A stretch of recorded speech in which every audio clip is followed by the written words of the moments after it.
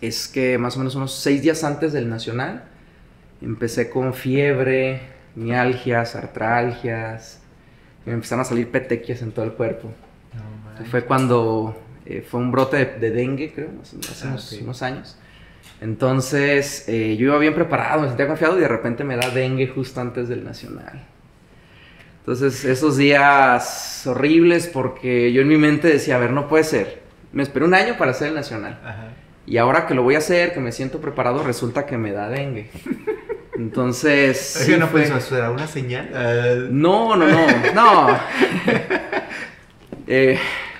Fue difícil. Realmente, de hecho, el Nacional, una noche antes prácticamente no dormí.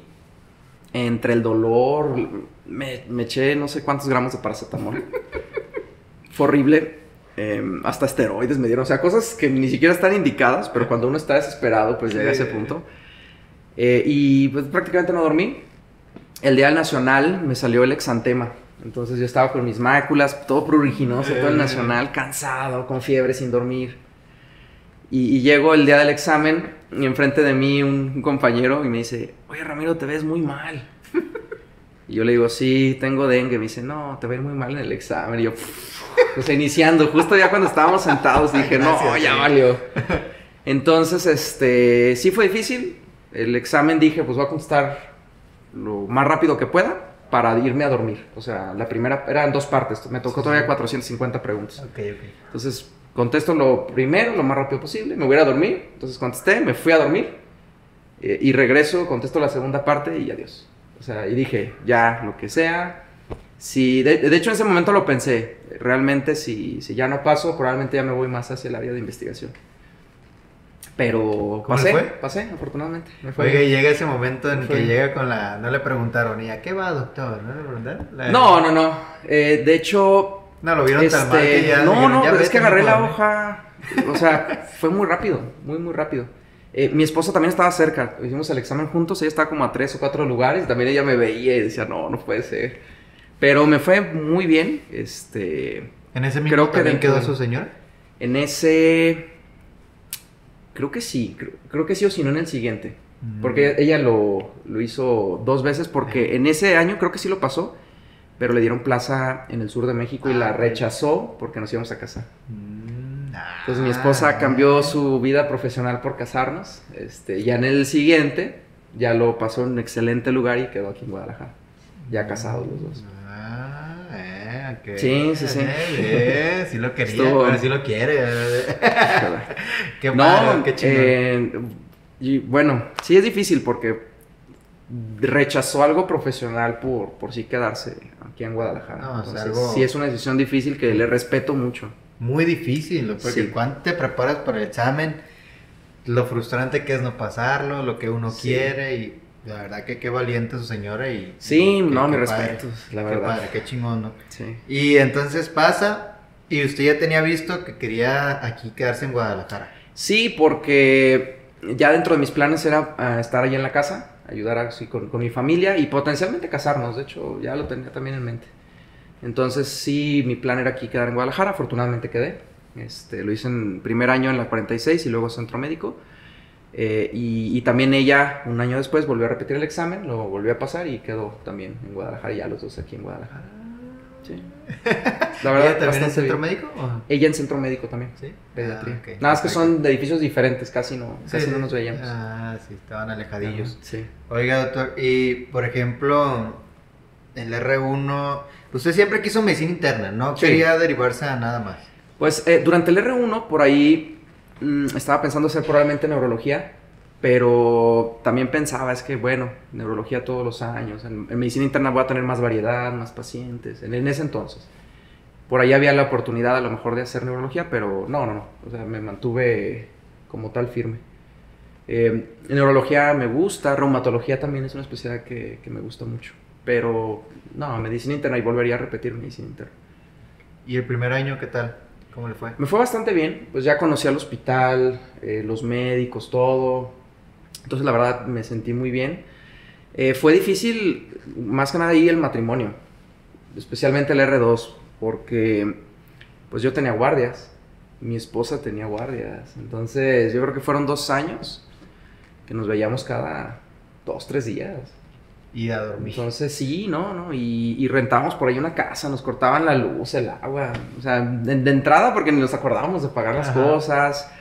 2, ahí más o menos con el sueldo de residentes, entre la renta se nos diluía mucho, pero fueron años muy difíciles, muy, muy difíciles, porque a lo mejor sí nos veíamos cada 2 días, pero de posguardia. Sí. Entonces era así como, bueno, hay que salir, pero me estoy durmiendo aquí en los tacos de la esquina. Sí, fue muy difícil. O sea, realmente creo que lo difícil de la residencia fue el mantener un matrimonio de manera relativamente sana. Y si es una recomendación los que piensan casarse en la residencia, si los dos son residentes, es un poco difícil. Si uno no es y otro sí, no hay problema. O sea, realmente ya, si uno ya está de base o algo, no hay ningún problema. Pero los dos residentes haciendo guardias es complicado. Acomodar los tiempos. Sí, especialmente el R2. O sea, el R2 en el IMSS pues es el año pesado y es difícil. Eso sí fue muy difícil. Ay, qué valiente, sobre todo por casarse y en la residencia. Pues no sabía. No sabía cómo iba a enfrentar la residencia con el matrimonio. Pero sí, no tenía en cuenta el impacto que tendría el no dormir durante 2 años. O sea, que las dos personas como pareja no durmieran no es sencillo. Sí fue muy complicado. Pero bien, ya pasando eso, pues ya además es pan comido. Sí, no. Estábamos mucho mejor en estos momentos que en la residencia. Es que, no, es muy difícil. El lavar la ropa, o sea, es como de posguardia entre que sales con tu pareja y lavas la ropa y el otro la cuelga medio dormido, o sea, no. Un caos. Qué frega. Oye, me imagino que eran así, pues yo sé que casados y lo demás, pues, pero como roomies, pues, así que no, ahora tú lavas la ropa. Pues sí, sí. Pues es que a veces ella tenía guardas ABC, yo también, pero en los servicios tenía, por ejemplo, en medicina interna ibas de lunes a domingo, si tenías pacientes en el centro médico, entonces pues era diario, más las guardias, había guardias que te quedabas de posguardia a 2, 3 de la mañana o así, o sea, complicado. En eso de los horarios, ¿sí fue muy pesado? O sea, por ejemplo, en el R1 usted hacía guardias ABC o ABC. ABC. Y después ABCD. Ya ABC final. y luego ABCD. Y en centro médico los guardias creo que eran ABCD y luego ABCDE. Pero lo pesado en centro médico es que íbamos de lunes a domingo. O sea, teniendo pacientes, tú le pasabas visita y evolucionabas y todos los pacientes de lunes a domingo. O sea, la guardia solo hacía los pendientes de la tarde. Entonces, aunque las guardias eran espaciadas, pues estabas diario en el hospital. Creo que eso era lo complicado. Doc, en centro médico, por ejemplo, los pacientes de medicina interna, ¿entran a medicina interna o ven, por ejemplo, los de cardio, los de nefro? O los Sí hay servicio de medicina interna y además las interconsultas. Entonces sí, de todo. Tenemos pacientes en manejo conjunto y también el servicio como tal. De pacientes de ellos. Todo. Sí, no son muchos pacientes, pero como no eran tantos pacientes en ese entonces, se veían con mucho detalle. Entonces, aunque a lo mejor tenías 2, 3 pacientes, sí era mucho el trabajo que se tenía que hacer. Oiga, y por ejemplo, en sede de medicina interna, como tal medicina interna, Centro Médico Nacional de Occidente, ¿la considera buena o...? Sí, por supuesto. De hecho, aquí en Jalisco hay varias buenas, o sea, en Centro Médico del IMSS, excelentes, los civiles también, ISSSTE, o sea, hay muy buenas sedes aquí. Centro Médico muy bien, repito, especialmente si le sacas provecho, o sea, si aprovechas también las rotaciones, si buscas a los investigadores de Centro Médico para hacer tu tesis y publicar algo. Hay muchas personas que publican en Centro Médico, o sea, es cuestión de que tú te muevas. Ajá. Moviéndose, excelente sede. Excelente sede. ¿Qué le ve de malo hacer medicina interna ahí? En mis tiempos había pocos pacientes, ya no, creo que después de la pandemia ahora sí ya hay más variedad de pacientes, en mis tiempos eran muy poquitos, la verdad, pero ya en la actualidad sí, ya son más, y no sé si es bueno o malo, a lo mejor ya es mucho más trabajo, pero al menos ya hay mucha más variedad de pacientes, de patologías, de manejo. Sí. Pero la verdad bien, y había muchas rotaciones, o sea, disfruté mucho medicina interna. Sí. Pues de que la volvería a hacer. Sí. Y probablemente ahí, o sea, sí volvería a repetir en el IMSS. Ahí, pues ya en todo. O sea, ya nadie se quiere quedar de cirujano general. Ya nadie se quiere quedar de médico internista así nada más. Claro. O sea, todo el mundo se quiere derivar. ¿Usted recomendaría ser médico internista? vámonos ya a lo mejor a la siguiente pregunta. ¿Qué haces después ya en el frío de la calle? Después, ¿cómo te puede ir de médico internista? O sea, yo entiendo y siempre les he dicho aquí en las entrevistas que hemos tenido que, por ejemplo, si usted disfruta ser médico internista y es feliz con eso, qué chingón, y hazlo. Pero, por ejemplo, ¿cómo les va? ¿No siente usted que, por ejemplo, ya los limitan mucho ahorita de que ya la gente, pues ya sabe, si le duele el estómago, pues ya, bueno, siente ellos que si siente como gastritis, pues ya va con el gastro, ¿no? Claro. Y antes creo yo que existía más la cultura de ir con el médico internista, ¿no? Que era como la autoridad.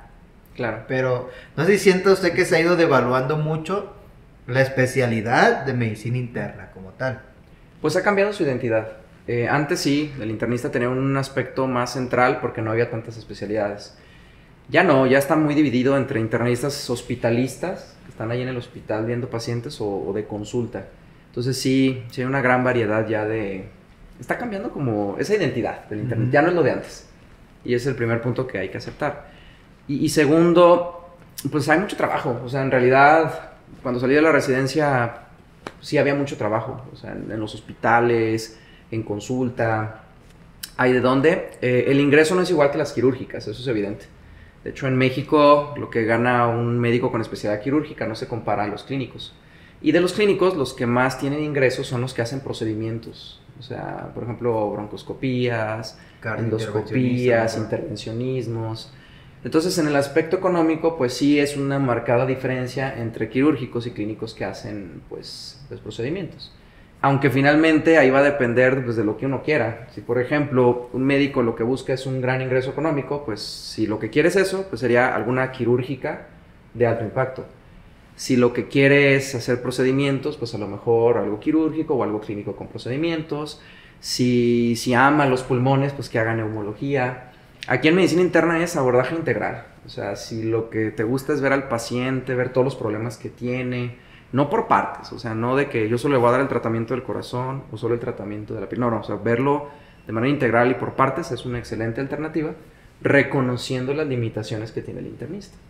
O sea, evidentemente el internista no lo sabe todo, entonces va a tener que saber de manera inteligente cuándo derivar y cómo llegar al consenso con los tratamientos también, en caso de que sea un paciente que tiene muchas especialidades. Pero hay mucho crecimiento, en realidad todos los internistas que conozco les va muy bien, o sea, los de la priva les va muy muy bien. Usted sale de su residencia y va a la feria de plazas. ¿Sí fue a la feria de plazas? Sí fui. ¿Y qué tal? ¿Cómo le fue? Pues conseguí plaza de 08, es decir, sustituto, y la base me llegó como en un año.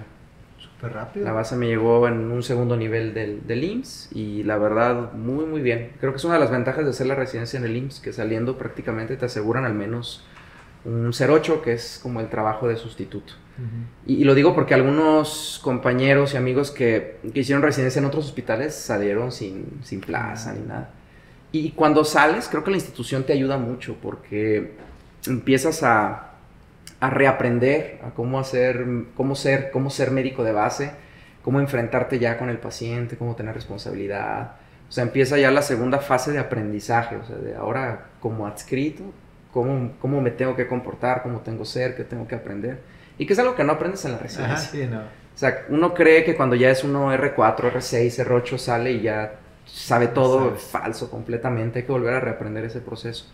Y saliendo de la institución, excelente, creo que es una buena alternativa, ya uno decide si se queda o no, pero los primeros años, en cuanto sales de la residencia, excelente, una institución, excelente. Sí, porque también existe mucho esa duda, ¿no? Oiga, doctor, ¿me meto a la institución o no me meto? Pero creo que la mayoría llegamos a esa conclusión de que cuando recién sales y a lo mejor no tienes a alguien, se puede decir como padrino, o alguien que te meta a la medicina privada, pues es muy conveniente por aprendizaje, por economía, pues entrar a una institución, ¿no? Sí, pues yo estaba casado, yo no tenía de otra.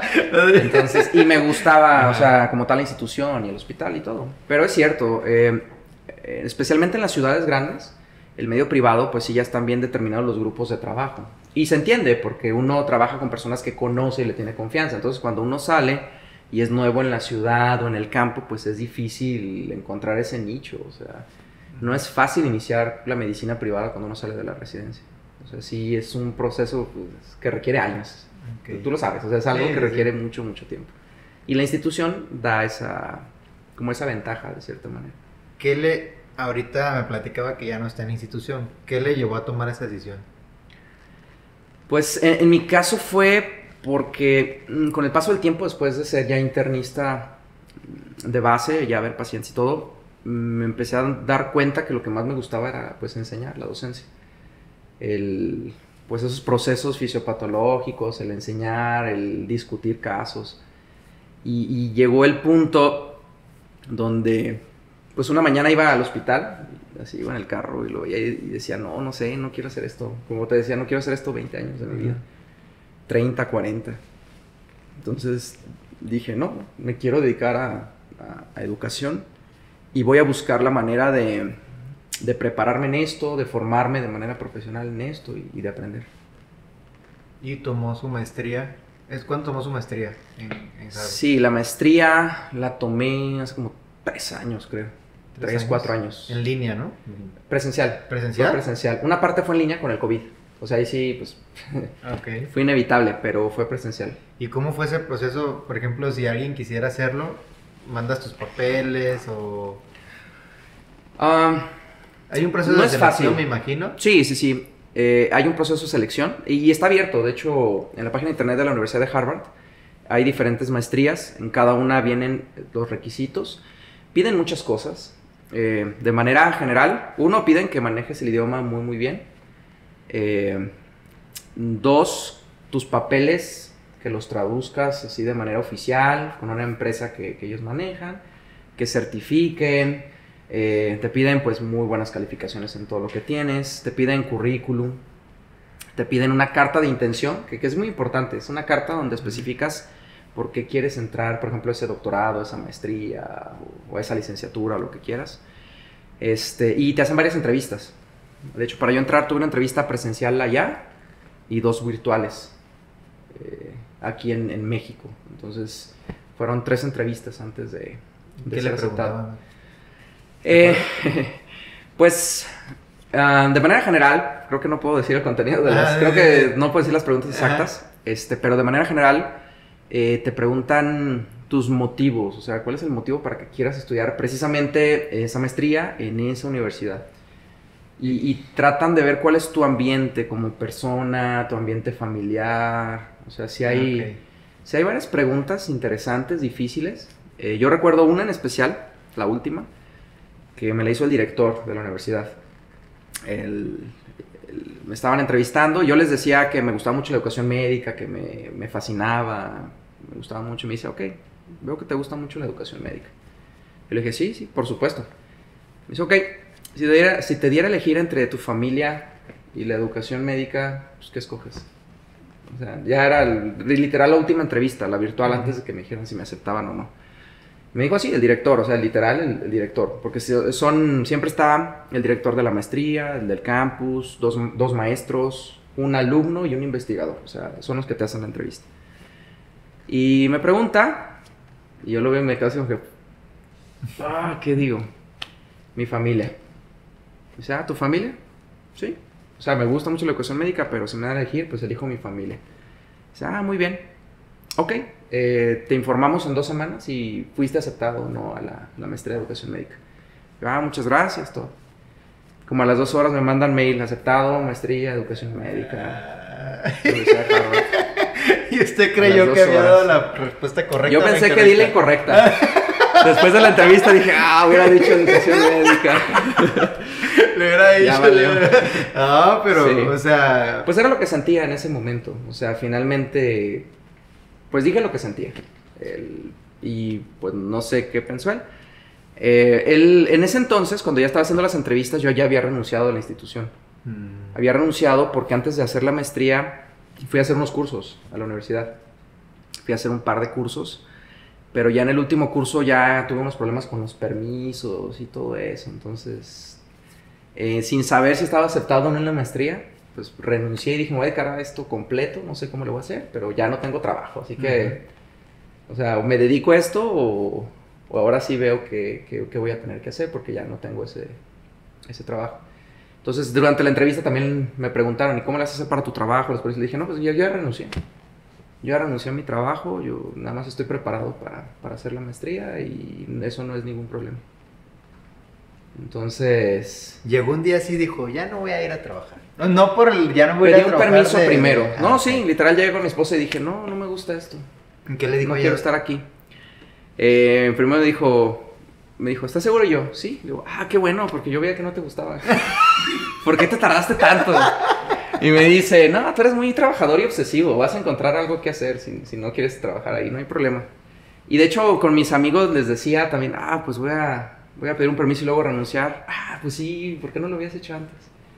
Más bien los que no lo entendieron fueron los que no eran tan cercanos a mí. O sea, mis compañeros de ahí decían, no, ¿por qué renuncias? O sea, alguien por ahí me dijo de un servicio de ese hospital, es que sin esta institución no vas a hacer nadie, Ramiro, el día que entregué mis papeles, por cierto. Y ellos no lo entendían, pero las personas cercanas, como que... Yo creo que lo captaron antes que yo, me dijeron, no, es que no, este no es tu lugar, tienes que hacer otra cosa. Entonces, es que a eso también vamos, existen muchos comentarios. Yo, por ejemplo, les decía a mis adscritos, es que yo la neta no se me da la institución, o sea, no es que no lo disfruto, o sea, no vengo. Y ya mis últimos días de la residencia yo sentía como que no era mi mundo. Como decía usted, yo veía el hospital y decía, pues ni modo, o sea, ya pues era yo, estaba haciendo la sub, pues tengo que ir, o sea, tengo que llegar y tengo que presentarme, si no, no vale esto, ¿no? Y de verdad, ahora, y mucha gente sí me dijo, no, es que tienes que tener una institución, y cómo vas a estar sin una institución, y que el gimnasio de la institución, y que muchas cosas, cada quien tiene su punto de vista, creo yo. Y yo, como le digo, si a ti te sirve la institución, qué padre, qué bien. Pero hay personas a las que no se sienten a gusto estando en una institución. Llámese por lo que usted quiera, por lo económico, por las prestaciones, por el ambiente, por los horarios, miles de cosas, ¿no? Y como decía un amigo, si no estás a gusto en un lugar, pues simple y sencillamente retírate de ahí, no pasa nada. O sea, es lo más sano, creo yo. Pero al final de cuentas fue muy valiente por tomar la decisión, porque usted ya tenía base, pues era un ingreso económico que le ayudaba, y aparte pues es difícil, o sea, es una decisión difícil, pero creo que esto es importante porque si tú ves y tú sientes que te gusta hacer otras cosas, llámese usted, por ejemplo, la educación y dedicarse de lleno a la educación, muy probablemente, Doc, le va a ir bien, o sea, porque lo hace muy bien y usted es muy dedicado. Pero si quisiera hacer otra cosa, a lo mejor dijera usted abrir una taquería, ¿no? Y ahí usted es feliz, está bien. Creo yo, ¿sabes? Claro. No tener ese miedo si ya no estás a gusto de dar ese paso. A lo mejor puede ser como tomar un permiso para que no se sientan tan estresados y ya después ya hacer una balanza, si sabes que sí o no. Y qué chingón, la neta, y felicito a su esposa por apoyarlo, pues, ¿sabes? Porque hay veces la misma pareja, los mismos papás son los que te dan el consejo y el mal consejo, porque en realidad no están sabiendo lo que tú estás sintiendo, ¿no? Lo que usted estaba sintiendo en ese momento. O sea, y te dicen, no, a lo mejor la respuesta del señor hubiera sido, no, ¿cómo vas a dejar la institución? Y a lo mejor usted hubiera dicho, no, pues. Claro. Pues sí, ¿verdad? Sí, es la persona que me ama y la que... Pero en cambio le dijo, no, pues ya te habías tardado, yo te veía que no estabas a gusto, pues... Yo creo que ese fue el empujoncito para decir, no, pues si me apoya la persona que está aquí conmigo. Sí. Ella siempre me apoyó, también para irme. Me fui solo, me fui sin esposa y sin hija a Estados Unidos. Y ella fue finalmente la que me apoyó porque, por ejemplo, cuando recibí el mail, Ajá. cuando recibí aceptado, ahí fue cuando por primera vez me cayó el 20 de que ya estaba en la maestría. O sea, antes de eso yo decía, pues es un sueño así, Ajá. guajiro, Harvard. Pues yo no lo veía así como en las películas o en las series. Y ya cuando dice aceptado, ahora sí sentí como dicen, un balde de agua fría sobre mí, porque dije, ¿y ahora qué? O sea, ahora tengo que ver qué voy a hacer, cómo me voy a ir, mi familia. Y durante un punto, a lo mejor los primeros días yo decía, no, mejor cancelo. Y ella me dijo, ¿sabes qué, Ramiro? Si ya te aceptaron, tienes que ir, porque no acepta, o sea, no hay muchos mexicanos allá. Y si tú dices que no, o sea, ¿cómo vas a dejar a todos los mexicanos? Vas a decir, no, pues ni los aceptes porque luego se echan hacia atrás o no van a querer. Y me dijo, y esto es algo que quieres y es algo que nos va a beneficiar también como familia, o sea, a largo plazo también es algo que nos va a hacer, pues, crecer mucho. Entonces ella, pues la verdad siempre estuvo ahí, o sea, pues me fui solo. Creo que fue lo más difícil, de hecho, de la maestría. Lo académico fue excelente, los compañeros, fue todo excelente. Oye, y se enfrentó a gente de otros, obviamente de otros países, ¿no? Pero, sí. ¿cómo era el nivel académico o llegar usted ahí se sintió bien o digo, uy? Pues es curioso. A mí lo que me pegó fue dejar a mi esposa y a mi hija. Tenía 2 años mi hija o 3. Uf. O sea, yo cuando llegué, yo no estaba preocupado por lo académico. O sea, yo estaba así como que, ¿qué voy a hacer ahora sin ellos? Ajá. O sea, ¿qué va a pensar mi hija? Mi hija duró 1 mes sin hablarme, no quería hacer videollamadas. De 2, 3 años, no me quería hablar. Es que no estás aquí, papá. O sea, eso me pegó. O sea, realmente no sé si jugó a mi favor, entre comillas, de que no me preocupó lo académico, porque mi mayor preocupación en la mente era dejar mi familia.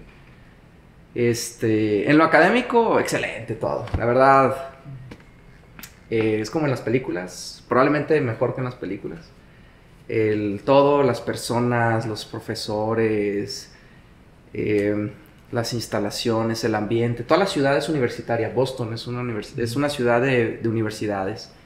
Los compañeros, todos son brillantes. O sea, realmente ahí en esa universidad yo no conocí a nadie que yo no dijera no es brillante. O sea, son excelentes todos, excelentes. De todos los estratos socioeconómicos, de todos los países del mundo. O sea, había personas de Medio Oriente, de África, todo. O sea, en ese aspecto es el cielo académico, por decirlo de alguna manera. Yo feliz. De hecho, yo entraba así al campus, a las aulas, todo. Yo feliz. Pero luego llegaba al departamento, porque yo me hospedé en los departamentos de estudiantes. Okay. Tenía un roomie, de hecho, de Monterrey. Entonces ahí estaba con mi roomie. Pero yo llegaba al departamento y me sentía triste porque no estaba con mi familia. Entonces fueron 2 vidas, o sea, una en la académica, yo feliz. Pero luego llegar así al departamento de estudiantes, al cuartito, ahí al colchón en el suelo, todo esperando y triste por no estar con mi familia. Sí, muy acá. Muy ambivalente. Fue una experiencia interesante. ¿Pero el de Pitas estaba muy pobre o...? No, de hecho era carísimo, pero es que Boston es una ciudad muy cara. Sí. Entonces, o sea, pagamos muchísimo por ese depa, pero era muy sencillo y chiquito, pues. Pero bien, o sea, pues era para estudiantes, era lo que necesitaba un estudiante, realmente. Ahí y se hizo varias amistades ahí. Sí, muy buenas amistades ahí. Varios mexicanos también, excelente, que siempre me apoyaron. Personas de Chile, Colombia, de una isla que se llama Barim, que es en Medio Oriente, de todo, o sea, la verdad, lo curioso es que en esa universidad todos son muy abiertos. Entonces, por ejemplo, le escribías a un profesor, te contestaba inmediatamente, a alguien que hacía investigación cerca de ahí también te contestaba, de journals, de revistas te contestaba, todos eran muy amables. O sea, aquí a veces en México, cuando las personas alcanzan ciertos estatus en las instituciones, ya son inalcanzables. O sea, les mandas correo, les llamas, no te saludan, no nada, no te responden, ni se dignan. Y allá todos abiertos completamente. Es una comunidad muy unida, de mucho crecimiento. O sea, ahí en esa universidad todos lo que quieren es que aprendas, que crezcas. Entonces todos es dar, que compartimos, que sabes, hay que aprender esto de la cultura. O sea, es mágico. O sea, en realidad, excelente. Qué chingón. Sí, la verdad, feliz. Híjole. Me da gusto y me da tristeza a la vez, ¿sabe? Porque yo digo, es que ¿por qué no podemos hacer así nosotros? Porque como dice, ya alguien que tenga un medio puesto de jefecito, ya no te saluda igual. Dentro de sus funciones puede ser que ya no te puede tratar obviamente igual dentro o fuera de su puesto, ¿no? Sí. Pero hay veces como dices tú, oye, no, ya ni, pues nada, ni un correo, ni para algo que necesito. Así ya está en sus funciones hacerlo. claro. O sea, no te pelan. Sí, pues de hecho, antes de irme, pedí a una institución un documento de una cosa educativa que ni me contestaron, ni me recibieron. O sea, fui físicamente, no me recibieron, los medios no me los contestaron. Y allá me contestaban todos, o sea, la directora de la carrera, todo, o sea, es un ambiente completamente diferente. No vi, de hecho, jerarquías como tal, no vi. O sea, le decías de tú a, pues al director, también ellos te decían así, o sea, te invitaban a cenar, con el director a su casa, con su familia, como si no, o sea, como si fuera una familia. No manches. Sí, sí, sí, excelente. ¿Cuánto tiempo estuvo allá? Duró 2 años la maestría, 2 años. Una parte de COVID, pues fue el aspecto virtual, que fue Ajá. cuando inició con el boom, que cerraron, de hecho, los edificios los cerraron durante un tiempo, pero prácticamente 2 años presencial. Pues ahí si a alguien le interesa saber de la maestría allá, ¿cómo es como tal el nombre? La maestría que yo hice es maestría en ciencias en educación médica. Pero hay muchos posgrados, y muchos mexicanos. Mi roomie, por ejemplo, estaba haciendo la maestría en ciencias. Entonces hay de todo, hay de física, o sea, la ventaja de allá es que tenemos clases con alumnos de todas las carreras. Entonces, por ejemplo, estamos en una clase y mis compañeros eran unos de física, unos de artes, unos de leyes. Puedes ir al MIT también, o sea, puedes tomar clases en MIT, puedes tomar clases de cualquier cosa de Harvard. O sea, si yo quisiera tomar clases de escultura, pues me voy al campus de ahí, o de leyes, o sea, es muy abierto. O sea, en realidad puedes estudiar lo que quieras, crecer como sea. Por ahí una tarea que tuvimos de una materia que era investigación cualitativa, conseguimos que un físico nos apoyara con unas cosas de una tarea. Entonces, un investigador de física, fuimos con él sobre unas teorías de movimiento y cinética y esas cosas, nos ayudó, o sea, hice amigos de todo tipo. Sí, es muy abierta esa comunidad. Qué padre. Y de todo se aprende. Y por ejemplo, los profesores, algo que noté al inicio es que es muy exigente, porque antes de cada clase tienes que leer unos 5 o 10 artículos, así literal, te los pone. Entonces, supongamos, la primera semana tienes que leer estos 5 artículos. Y yo, bueno, pues ya lo lees. Llegamos y los autores estaban organizando la sesión, o sea, los autores de los artículos. Una vez nos dejaron leer un libro, así. Y todos mis compañeros, todos, es que este libro en vacaciones, o sea, literal era, lee este libro en vacaciones, es el más importante de la historia de la educación médica en Estados Unidos. Y nosotros, este libro completo, ahí vamos. Y llegamos el primer día, el autor del libro. Entonces así, ¿qué opinas del tercer capítulo? ¿Qué les pareció esto? Es que yo escribí esto por esto. Premios Nobel, dando conferencias, o sea, es un ambiente que es muy difícil encontrarlo fuera de ahí. O sea, literal, o sea, tienes contacto con CEOs, con muchas cosas, o sea, te abre mucho las puertas estar ahí y son muy abiertos también. Pero... Cabe señalar que lo que dice el doc, yo lo había visto pasar en mi R1 porque yo mi primer año de residencia lo hice en la 46. El doctor ya era escrito, creo, en la 46. No quiere decir que esté ya grande el doctor, pero ya era escrito. Ya era escrito. Yo lo conocía nada más de pasada y muchos residentes hablaban bien del doctor, que era buena persona, que le gustaba mucho la enseñanza. Gente que tomó el curso de Prieto, pues mi prometida tomó el curso de Prieto, también le dio clases. Ciertos amigos ahí en común que también me hablaban bien de él. Yo no había hablado con el doctor nunca, así de persona. Yo le mandé un mensajito por Instagram de que presentándome, obviamente, diciendo que pues estábamos haciendo este podcast para ayudar a las personas, a los que quieren estudiar medicina, a los de medicina como tal y demás. Y yo creo que no tardó ni una hora, no menos de la hora, como media hora. La verdad me contestó el mensaje y súper amable. La verdad que, pues, qué chingón que tenga esa personalidad, Doc, de verdad se lo digo.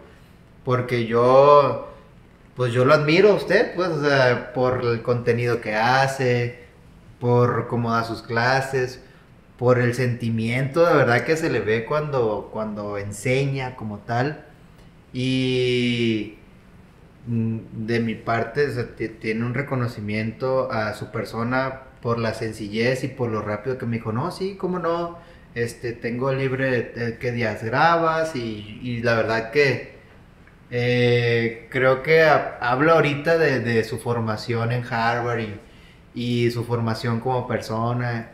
Entonces, la verdad que estas pláticas me sirven mucho a mí también y espero que le sirvan a la gente para no importa de verdad qué tan alto estés, creo yo, o cómo haya sido tu formación, o porque muchos dices, no, yo hice mi residencia en el Instituto Nacional de no sé qué, pues no pasa nada, o sea, también le puedes enseñar a una persona, no es por demeritar, que lo hizo en Colima, o sabes que todos somos iguales y debemos de conservar eso de ser personas antes que lo que somos como profesionales, ¿no? Y de verdad, muchas gracias, Doc. O sea, me siento como ya después de que platica todo esto, más honrado todavía que haya estado aquí, como que esté aquí platicando. Y qué chingón, la neta, qué chingón que sea así de sencillo.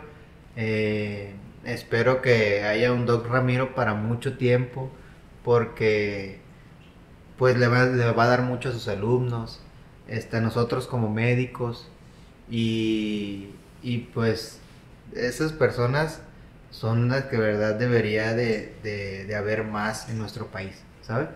Que busquen prepararse y que busquen preparar a las demás personas sin a lo mejor recibir mucho a cambio. O sea, creo yo, usted lo hace por amor a lo que a usted le gusta. Entonces, de verdad mi reconocimiento hacia usted. Y pues muchas gracias, Doc, por estar aquí en la plática. Pues no sé si alguno después de los que nos siguen o de los que ven nuestros videos y demás, nos escuchan en Spotify, quisieran después hacerle una pregunta al doctor Ramiro. Él está abierto a escucharlos, a responder. Le digo, a mí me respondió muy rápido. Yo creo que también le responden a los demás sus dudas que tengan. Pues nada, no sé si quiere agregar algo, decir algo. No, pues muchas gracias por la invitación. Y no, para nada. Yo creo que todos lo que sí, no quitarnos nunca esas ganas de seguir aprendiendo. Y no me refiero a lo académico, o sea, seguir aprendiendo cuestiones de nuestra propia persona, de quiénes somos, qué creemos, qué hacemos y de la propia vida, porque finalmente la vida es muy corta. Entonces se nos va cada día, y pues tratar de sacarlo mejor, vivirlo de la mejor manera posible. Y ya si se puede dejar algo a los demás, excelente. Mantener pues esa humildad de saber que vamos a tener muchas limitaciones y que a pesar de eso pues tenemos que, dentro de lo que cabe, salir adelante. Pero mil gracias por la invitación. Gracias. Sale, Doc. Pues bueno, este fue un capítulo más de Realidad Médica, el podcast. Igual, si tienen algunos comentarios, preguntas, quisieran que modificáramos algo, nos ponen en los comentarios de todas nuestras redes sociales. Vamos a poner también las redes sociales del doctor, como les comento. Y pues, muchísimas gracias. Nos vemos la próxima. Gracias.